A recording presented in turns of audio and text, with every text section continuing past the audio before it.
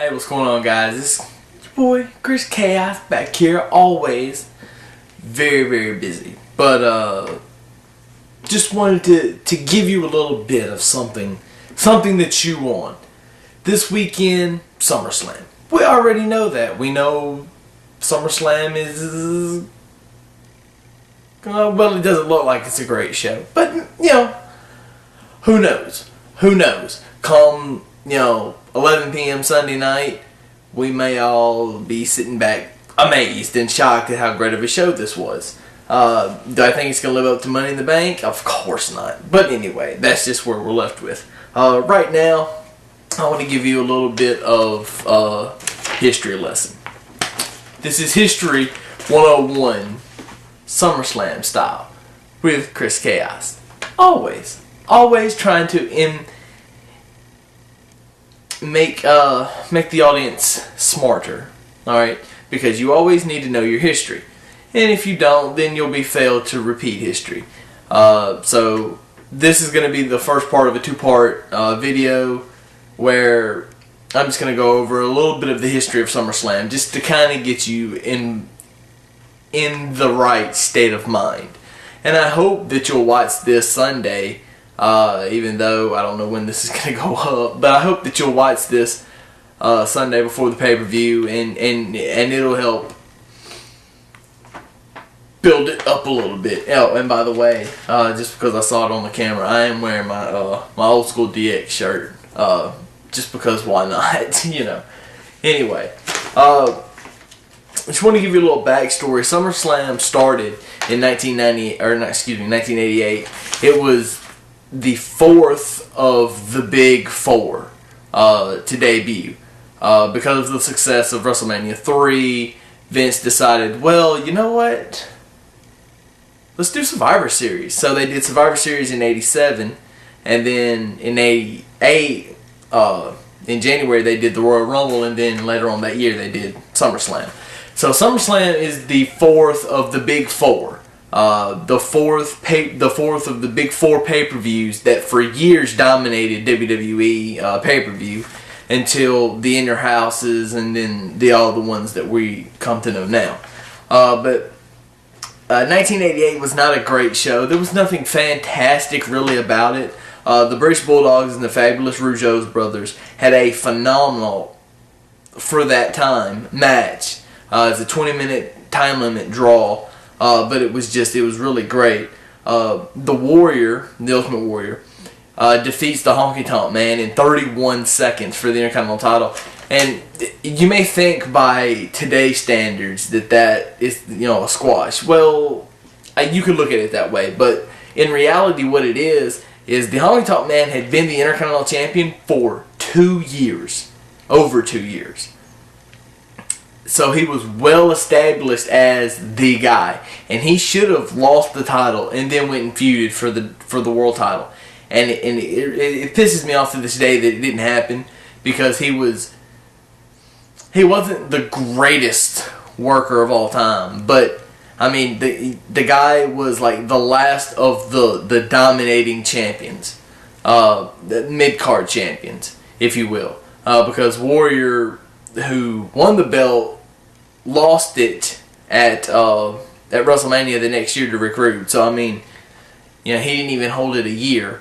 Honky Tonk Man held it for 2 years. Like I said, he was the last, and people still to this day really do claim that he is the greatest Intercontinental Champion because he held it the longest. So maybe there's some truth to that. I don't know.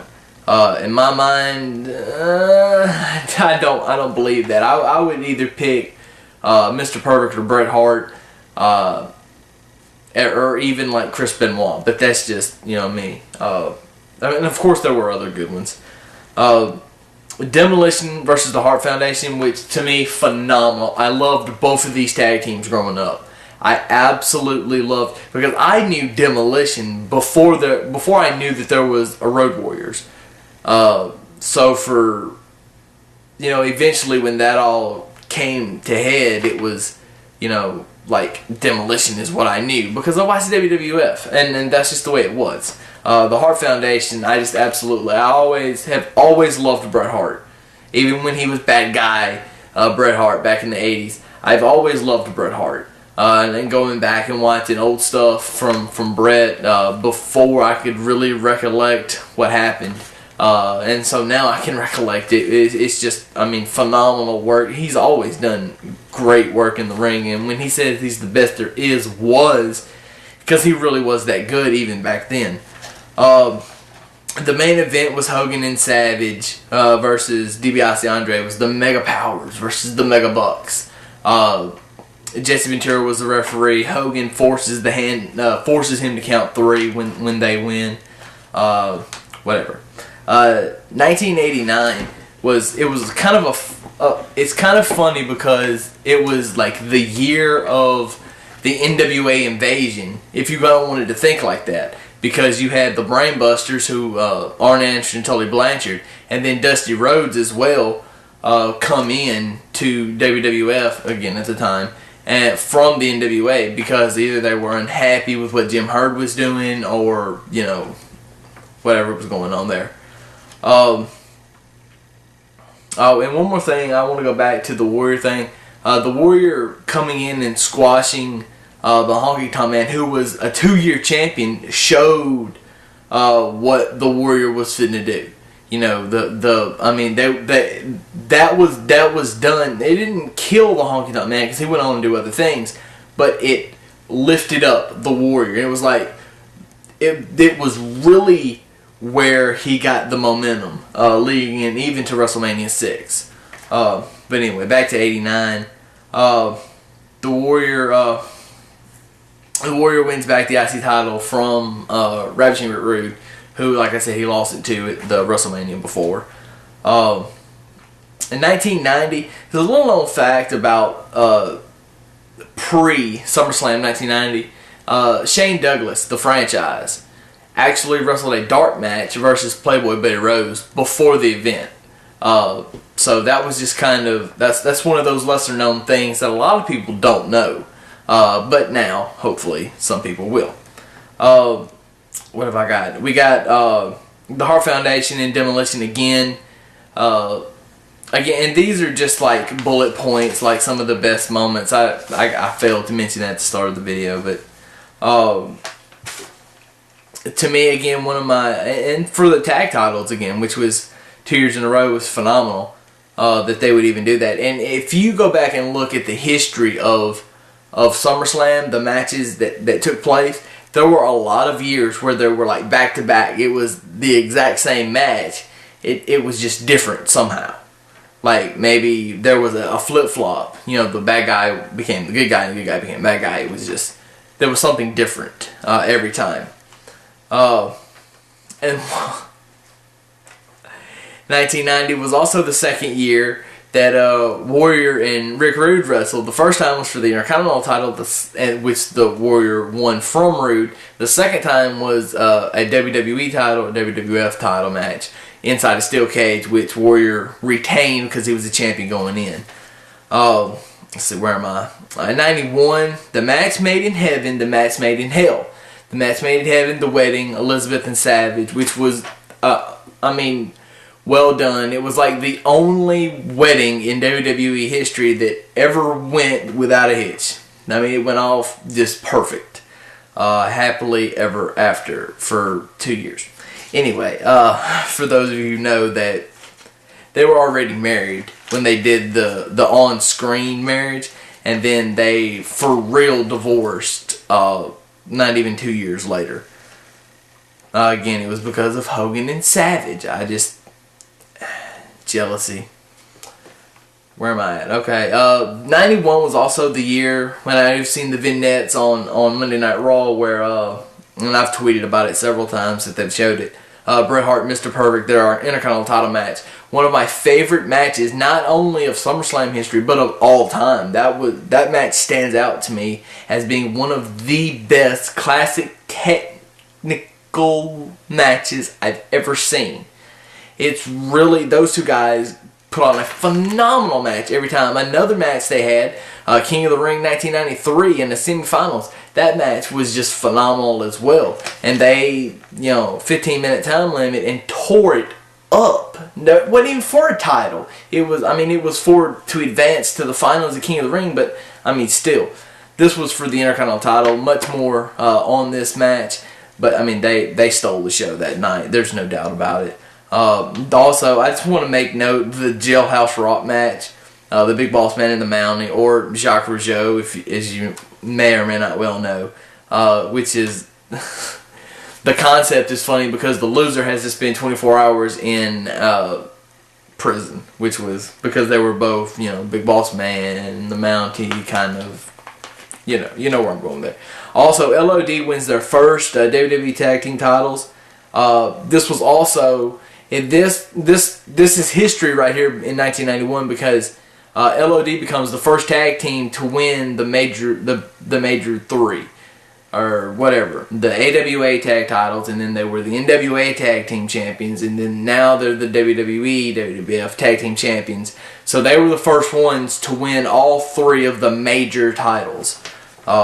And which there's not anybody else can say that they've done that. Not with AWA. And then of course they went on to be WCW Tag Team Champions, so they added the four, and then Japan and all that.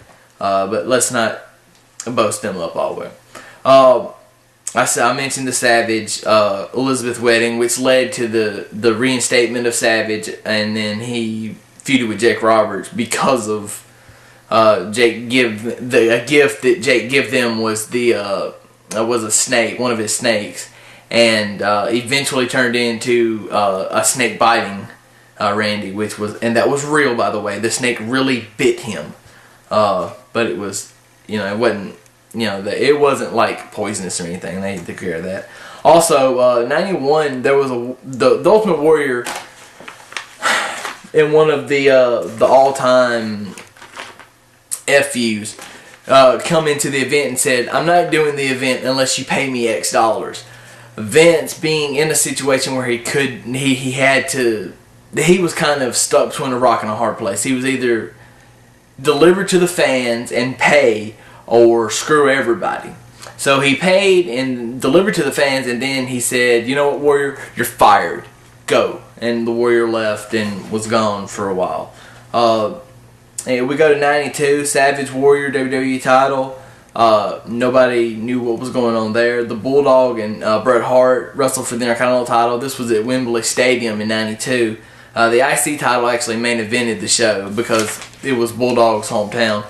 1993, the only thing of real relevance, of real good that happened in 1993, the Steiners and the Heavenly Bodies. Google them. The Heavenly Bodies, Tom Pritchard, Jimmy Del Rey, Smoky Mountain. Because I in the area, the region of the country, was able to watch Smoky Mountain Wrestling. Look them up if you don't know who I'm talking about. 1994, Brett versus Owen steel cage match. I mean, classic match. And then The Undertaker versus The Undertaker, who was the imposter Undertaker, was played by Brian Lee, who I thought did a really good job. 1995, as far as matches go, Hakushi and 1-2-3 Kid, Sean Waltman, for those of you who don't know, fantastic match. And then the HBK Razor Ramon, their second ladder match, I thought was better than the first one. Even though the first one gets all this major buzz about being the first major ladder match, even though it was the first ladder match in WWE, it was like the big one. 1996, Boiler Room Brawl. That's all I got to say. 97, Mankind and Triple H, their steel cage match, opened the pay-per-view and completely stole the show. I mean, just completely stole the show. But there were a lot of things that happened in 97. You also had Goldust and Brian Pillman. If Pillman lost, he had to wear a dress, which he did for a month. He wore a dress while he wrestled for a month until he fought, I believe it was Ground Zero was the next pay-per-view, and he beat Goldust. And then Austin and Owen, their Intercontinental title matches, where Owen broke Austin's neck. And little known, a lot of people forget the stipulation to the match. If Owen won, Austin had to kiss his ass, which a lot of people don't remember. And the main event, the WWE title, Bret Hart versus The Undertaker, with HBK as the referee. If Brett was to lose the match, he was like, the stipulation was he wouldn't be able to wrestle in the United States ever again. Shawn hits Taker with the chair and then counts to 3, even though he didn't want to because of the animosity between Brett and Shawn. So there you go. That's part 1. That's part 1 of what it is. The history of SummerSlam. Only the high points, because we don't really have time to go into a real detailed description. But anyway, deuces to all. I'll see you for part number 2.